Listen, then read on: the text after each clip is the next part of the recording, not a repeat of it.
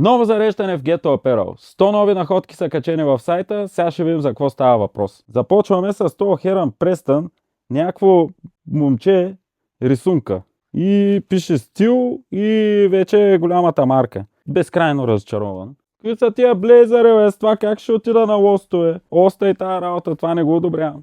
Добре дошли в най-мелодраматичния дроп на Ghetto Apparel. Бомбър на The Weeknd, бомбър на The Weeknd. Тениска The Weeknd. Какво стана? Аз мислех, че сте рападжи. Скоро очаквайте новото зареждане с тениски на Сабрина Карпентър. Де да знам. В смисъл, кой е това? Vintage дънки, G-Star, дамски, по-широки от напеевски газа. Брутален модел. Много ма кефът. Нямам какво негативно да кажа за тях, така че ги оставам. Има доста находки в това зареждане за душата на обществото, а именно аутките. Rock Revival, брутална бродерийка отзаде, много яка кройка, дизелчета, леко флеернати, пак с някакви бродерийки туилнои, пръска, еко, джортове, 2 пъти, 3 пъти хиксел, нещо такова. Нямам търпение да ги поръча някакъв 50 кг скейтър.